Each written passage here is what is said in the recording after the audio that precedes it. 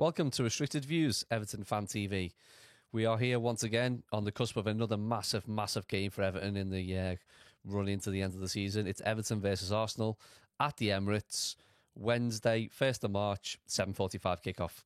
Sean Dyche has just had his press conference over at Finch Farm, and we're going to do a reaction video. I haven't seen the press conference yet myself, so let's get on it and let's see what he has to say.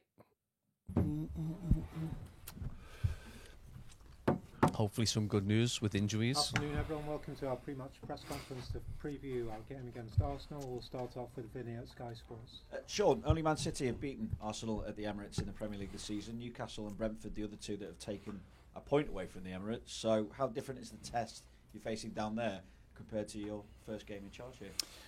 Well, we'll see, but I mean, they're having a fine season, that's for sure. They're being very creative home and away, but particularly at home, and they've proved they're a force to be reckoned with. We know that. We've got to go down and be ready for that, but also give a performance ourselves like we did at home. Not as easy. In some ways, the crowd were fantastic at home and made it a real sort of dominant feel to our performance as well as the actual performance. Won't have that away, but we want the mentality to be there for our performance. I think he's just hit the nail on the head. Home advantage was massive against Arsenal in his first game in charge. The Goodison crowd. Of course, we had that new manager bounce, if you will. First game, we got a 1-0. The players were up for it. The crowds were up for it. It's a very different test down at the Emirates. Arsenal they've made the Emirates a fortress this season. I think only Manchester City have taken points off them there. Only beat them there. Other teams have taken a point off them. Newcastle, if memory serves.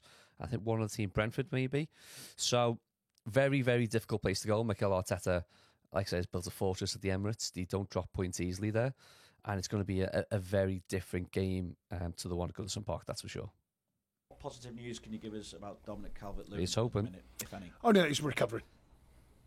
Any time scale yet? No. You can understand. Okay, so that is telling from Sean Dyche. For as long as I can remember, Dominic Calvert-Lewin has been struggling with injuries, but for as long as I can remember, we always seem to be getting false promises. Oh, he could be available for this game. He could be available for that game. Sean Dyche is really setting a stall out here and just saying, no, I'm not giving you a time frame on his injury return because it will only put, doubt in people's minds. It will only set him up to fail if he does have a breakdown or if he does have a setback, and he doesn't want to do that to probably ease expectations and also take that pressure off Dominic Calvert-Lewin himself. The problem is, without Dominic Calvert-Lewin, we don't seem to be scoring goals. We don't seem to be have any confidence up front. Maupay doesn't look like a striker that's going to score goals, so let's see if he says any more about the forward options or Calvert-Lewin going forward. Understand why the question keeps being asked though, because obviously we look at goals scored and it's not probably where you would like it to be at the minute. No, but I mean, that's been a theme of the season, so there's lots of work to be done. The team mentality has to be that we're all allowed to score. It's not just one player. Because I asked that of them defensively to keep clean sheets, and it starts from the front with the front players working hard for the team. So therefore, it's only fair to ask it the other way around. The players have got to take responsibility as a group, as we all do, in making enough chances and taking chances. And I thought, since we've been here, the stats have been better for getting bodies in the box, better for entries into the box. Hopefully, still looking to find even increase the quality of chance. But I think it's fair to say we've been more productive in that area. But the clinical moment is the truth of the matter. Finding that finish, finding that. And sometimes, it's not always the purest. You can find a goal of, a scruffy one. It sometimes releases the pressure of scoring. The other thing that I've said to the players, I said, don't forget, for all the noise you're not scoring, well, it only increases your chances statistically of scoring. Well, because, it doesn't go on forever. You look at any team, you'll have spells when they score goals, and if it's dried up for a while, then every game that goes by, it increases your chances that you do start scoring. So, stats and facts of football, the ebbs and flows of it all, I've seen it all. So, I think that's an important factor to remember. I think he's made a couple of good points there. One thing I've noticed, certainly since his time in charge, since he took over as manager, we are getting more bodies into the box. Under Frank Lampard, we would break forward, a ball would go in, there'll be one person in the box, Under Sean Dyche, there seems to be more runs from midfield. Decore, Onana seem to be getting in the box more. You know, Onana had a fantastic chance against Aston Villa with the head that just got tipped over the bar. So I understand we are getting more bodies into the box. I've seen that personally. And he's mentioned that it's a team game. We defend together, we attack together, we score together, we win, we lose together. I understand that as well. Defensive, so far we've scored 2 goals under Sean Dyche. Tarkowski scored 1 and Coleman scored 1. So the defenders have chipped in with the goal. The attackers have got to now start chipping in with the goals. Neal Maupay needs a goal badly for his confidence and also for confidence, self-belief, the belief of the team to believe in Neal Maupay. Sometimes when you're playing football, and if you've played football at any level, even 5-a-side level, you'll know this. If you've got somebody on your team who you don't have real confidence in, it's really difficult to either give them the ball or be confident to set them up for a shooting chance or to put them through on goal because you think they're not going to score. And that must happen in the professional game. When they're setting Maupay up, they're thinking, he's probably not going to score that. So the team needs to feel confident in Maupay if Neal Maupay is the striker of choice at the Emirates on Wednesday night. Is it that you can maybe instill in this group of players that enhances their chances of finding that killer instinct in front of goal more regularly? Well, I mean, it's work on the training ground. Some of the stats of football, entries into the box, quality, of course, being the key entry into the box, not just putting it in there for the sake of it. Different ways of affecting the opposition. You're trying to work as a manager and with the players on as many different things that you think can be active for you in the box, of course, while keeping the other box quiet. Quite obviously, you've got to do the work at both ends, and that's one of my many obsessions of football is both ends of the pitch, because it's the middle bit we can all debate styles and brands and all the rest of it, but you've got to be clinical in both boxes, and I think that's where we've got to tidy up. Pretty much in one couple of mistakes on Saturday, but generally a pretty solid performance defensively and opening up the opposition. That's as big a part of it, and that's the bit we've got to improve. Quite obviously. I mean, that's easier said than done against Arsenal, isn't it? One of the best teams in the world at the moment, and we've just got to be good in both boxes. It sounds simple, and I hope we are. Again from the weekend. What are your thoughts now? Yeah, I think if you get him, you're happy. If it goes against you, you're not happy. It's a soft one, but we see soft ones given all the time. So, he gets a contact with the ball, he gets a slight contact on the player's knee. The player's kind of in that fall in motion already, I think. So, but look, it's given, and that's the way it goes. As long as we get one back, if that happens the same, then that's parity. One of those where if the ref doesn't give it, then VAR probably doesn't overturn it. Yeah, but that's if Sinan's pots and pans and all that. We could debate everything after the event. That penalty at Aston Villa, my initial reaction, so we had to watch along Saturday afternoon, and I was watching the game, and as soon as it happened, I was like, he's got the ball. And once I saw the replay, I was sure Garner gets a touch on the ball, and I'm as confident as I am now as I was then. Garner touched that ball. Now, he might have took a little bit of the player as well, perhaps, but for not really, for the VAR not to review that and take the time that they've taken on other decisions in other games recently, I think it's a bit of a disgrace. That it definitely should have been looked at more carefully, and I would have liked the referee to have gone to the sideline to see that again. But the reason I asked that was because it seems that when Everton go a goal behind, it's a struggle to get back into the game.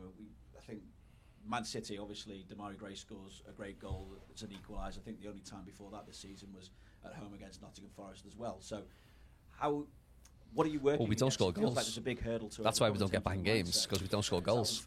Well, no, I've only been here 4 games, so we're doing a lot of work. So you can't change everything immediately. But we're hoping to build a mentality where that ability to come back in games, because that's part of it. You can't dominate and win every game, and you can't go in front in every game. So that mentality, a shift in that mentality, rather, if you do go down. Away mentality, general mentality. We're trying to improve everything, but it's difficult to improve it all with instant reaction, instant effect. Sorry. So it's a work in progress. But of course, we want the players to remind themselves. You go down, you're still in the game. And I thought we did. I got to be honest. I thought we did Saturday. I thought the reactions going, really soft goal. The first one particularly more frustrating for me because it's from a simple set-up position that we got wrong, or the penalty, what led to the penalty. And I thought the reaction was good. Back on the front foot. no disappointment, getting on with it, taking the game on again. We created chances after that. Still a dominant kind of feel in spells when we were pushing, and we conceded a second soft goal. More on the break. So that can happen sometimes. But I thought their action was good to that, to try and get back in the game. Just check out another couple of bits of team news. Any chance James Garner, Nathan Patterson for this game? Well, they've been out a while, so they both need games, and Jimmy's going well. He's getting fitter and stronger. There's another game this week, so I'd probably get him in that one. And then you're saying, well, after three-ish months out, that's he should be classed as being fit, if you like. But he's going well. Pato's just a bit behind that, so he'll need a bit more than that. You've got to think the Garner and Patterson coming back is going to be a massive boost to the squad. Seamus Coleman, we always say, he's getting on, the old joke of a player getting older, but it must be difficult for him to play every single game now at his age, at the stage of a career that he's in, to play week in, week out. And don't get me wrong, he's been playing out of his skin recently, scoring goals, defending well. But physically, it must be taking a toll to play every single game, and especially in short breaks such as this Saturday, Wednesday game. Patterson coming back would help ease the legs of Coleman, whether it's 20 minutes at the end of the game or the alternate players for different games. But it'll be a massive boost to the squad having him back. Garner, on the other hand, I'm just wondering, can Garner be a bit more of a goal threat than we've got at the moment? Doucouré doesn't look convincing any time he goes into the box. We saw it against Aston Villa. He got into a really promising position and he just got the ball stuck under his feet and he couldn't get a shot away. And it was really disappointing in the end. I'm wondering, I've seen Garner for Forest last season. He's got a shot on him. I'm hoping when he comes back into the side, he can be the one that presses a little bit more and maybe get some goals. James, when you can add to that goal threat from midfield. Well, he certainly strikes. No, he certainly strikes a good ball. He's pretty new to the Premier League, obviously, but had a very strong season last season at Forest. Sean, I know you've spoken at length previously about the importance of goals and how they can change the flow of games. With that in mind, then, reflecting on Villa, a lot of questions about goals here and goal scorers. The overriding emotion one of frustration because you were getting the balls into the box, or was there a sense that you can see an improvement and it's a building? I think a bit of everything, but mainly, you can only work on training and with the analytics and all the different things you try and put in the performance. You want to see it. You want to see it taking shape. Then I'd certainly saw that. You obviously don't want to concede, quite obviously, but the way the team was trying to create things, the energy to get in the box, the desire to get in the box, the numbers of bodies getting in the box, the entries into the box, these are all good signs. Of course, they've got to lead to something.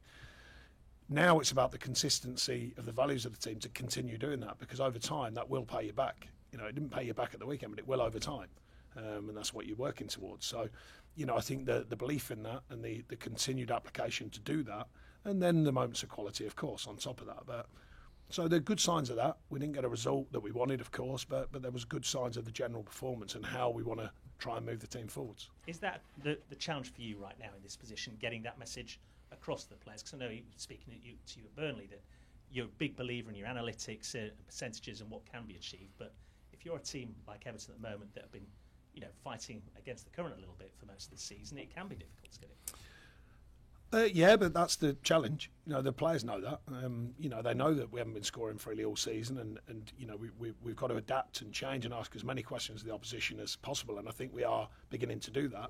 It's obviously we might well do, but stats and facts over a season would suggest it's tougher to get them high-level stats when you're away at Arsenal and teams like that, and Man City and the likes. But generally, you want to get them stats higher, and I think we've done that so far. And now it's about that consistency to do that. Like I say, we're trying to help the team find different ways of affecting the game. It's different ways of scoring goals, and there's been good signs of that, but without the clinical finish at the end. So we've got to add that in, of course. But no, the players are working very diligently. They know the challenge. They can see the stats and facts. I don't have to remind them of that. But as I said, that if you're not scoring, as long as you're doing the right things will come. They will come your way. You look down the annals of history of football, and if you're getting enough entries of quality in certain areas of the pitch, and you're asking the certain questions, and the sheer physical amount of attempts, then that will pay you back. But you've got to keep going and doing it. You've got to keep believing that it will pay you back. And of course, the moment of truth when someone gets one of them chances to take it. And I think that's Sean Dyche mentioned that at the end of the Villa game as well about doing the right things, and that's actually taken a shot on. having shots, connecting with the ball cleanly, putting your foot through in certain situations, not just a sloppy side foot finish that bobbles into the goalkeeper's arms. You know, hit it with conviction, strike with power. And I think that's what Sean Dyche means there by doing the right things, getting in the right position, sure, but having the courage to have a go, hit the ball well, with conviction, and get a strike on target. Because when you talk about tide turning, you only have to look back a couple of weeks when you get the win here against Arsenal. I suppose when you've got to go back to the Emirates, a short turnaround, that can only help them on the mental side. Well, yeah, I mean, it's a tough place to go. We know that. And, you know, the stats of, I think it's a long-standing thing. Everton haven't done so well there in getting results. But, yeah, again, it's, you know, this is what you want the mentality, you know, as part of your mentality to change that. You know, you got there almost with early expecting nothing. So that in itself is a nice weapon to have. You know, it's not easy, but you go down there going, well, if everyone expects that you're not going to get anything, well, let's go and get something. You know, so it's, you know, all these mind dynamics of different variances in football. You can look at it each in different ways. But for me, you know, the glass is always, you know, one of them that's half full. Not half. I can't remember last time we won at Arsenal. You know, I'm a person that I've not got the best memory, so I like to look up the games that we've played, and I've seen them all. I've been at most of them. I just can't remember them. But we have not got a good record away at any of the top 4, top 6, if you will. We never have. Under David Moyes, of course, it was well publicised that we were never able to get a result away, and that's what made that Manchester United night so special, with Oviedo scoring the goal. Look, Arsenal's a difficult place to go. I don't have too many good memories of being at the Emirates. I think the best memory is Stephen Pienaar scoring one of the finest away goals I've ever seen in, I think, all my life. You know, running halfway down the pitch, dribbling the ball towards goal, 1-on-1 with the keeper, and just lifting it over the keeper as if it was a training game. I think that was showed Pienaar's class. Just a fantastic finish, and easily one of the best goals of his career, and one of the best away goals I think we've ever scored. Half empty, so that's what I'm looking at. Going down there, giving a performance, seeing where it takes us. Thank you. Hi, Sean. Obviously, I remember speaking to you sort of in April last year about Burnley's lack of goals. This isn't something that's new to you, is it, trying to find a solution to this? No, but it's not easy. It's a simple when we talk about it, but it's not easy to deliver. So like I say, I'm working with a different group of players. The mentality's been good. You know, we've got to ask questions, as I said, and create different ways of affecting games, and that's what we're looking to do. And while we're doing that, not lose sight of the fact that the shape has to still be good. You know, the defensive shape has to still be good. You know, the Premier League's unforgiving at both ends of the pitch. So, you know, we've shown good signs of the development of the side being tighter and more structured, I think, in its defending. And now it's how you can open the door when you're attacking. And certainly, you know, I think if the goals were taken out of the game Saturday, I wouldn't have think you know, we won 2 out of the previous 3, and I think you'd look at the performance and go, yeah, actually, probably slightly, I would suggest a more powerful performance. So, you know, that's how the big moments count. You know, the big clinical moments. That's how important they are to change a performance and people's view of it. Because Saturday was a good performance all round. We didn't score the goals, and we let 2 soft ones in. Got to change that, obviously. I think Sean Dyche, if you've watched any Sean Dyche interviews before he got the Everton job, the performance podcast and things like that, he talked a lot about not getting too high, not getting too low, you know, after wins and defeats. And he's probably used to that being at Burnley. Let's be honest, Burnley lost a lot more games than they won. So he's not a manager like a Frank Lampard, where he's used to winning the majority of the games. Sean Dyche is used to losing his majority of games. So he doesn't really get that low after the defeats. I think he's a realist. He knows what he needs to fix, and then he just puts that into effect for the next game.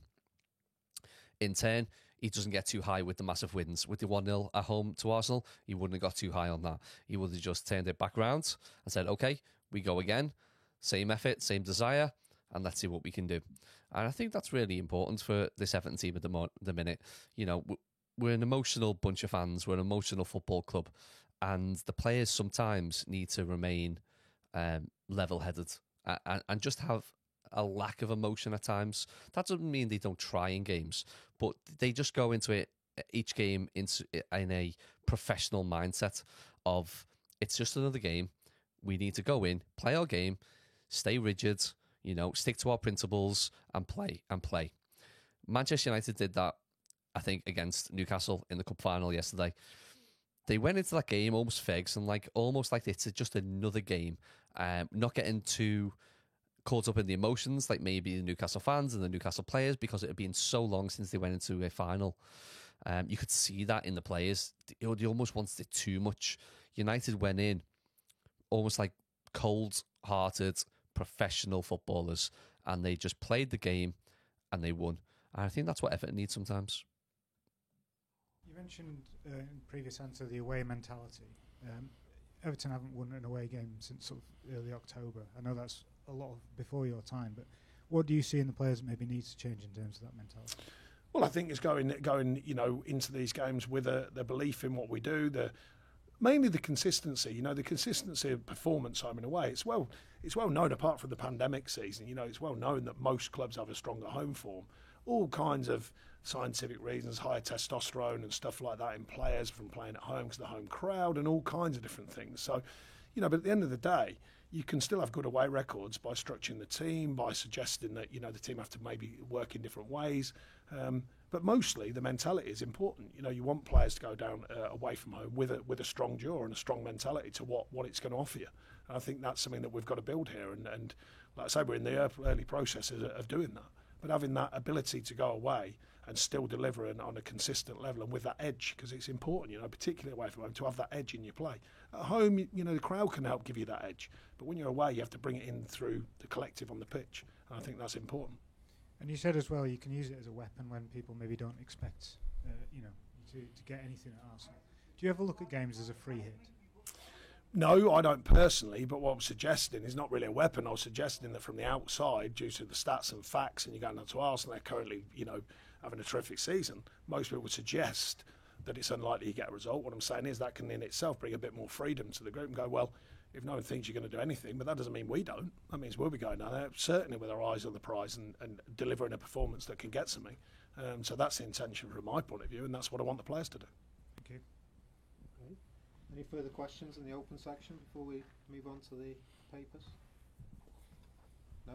Okay, thank you. And that's it. That's the end to Sean Dyche's pre-Arsenal press conference. So, not really much given away from Sean Dyche there. No one returning from injury in time for the Arsenal game. No Dominic Calvert-Lewin. No James Garner. No Nathan Patterson. It's going to be the same team. He didn't really give an indication, or nobody asked the question whether the lack of goals means Eddie Sims might get another chance up front, whether he would change shape for the Arsenal game, which I clearly think he won't. He'll keep a 4-5-1 and want to remain defensively solid for the trip to Arsenal. But no indications as to whether or what he is doing on the training ground to help the team score more goals. He just really mentions hard work, keep going at the training ground, keep doing the right things, keep getting in those areas where you will score goals, keep your bravery at all-time high, keep getting chances, keep making chances, keep having shots on goal. If you do that, the goals will come. Eventually the goals will come because that's just life. They will. Whether that works or not, we will see on Wednesday night. Restricted Views Everton Fan TV will be on YouTube and Facebook Wednesday night from 7:30. We're having another watch along. Hopefully you can join us. Maybe a few more Evertonians on this stream because they won't be at Goodison Park. So Evertonians, even Arsenal fans, join us on Facebook and YouTube 7:30 Wednesday night for Arsenal versus Everton from the Emirates. I'll see you then.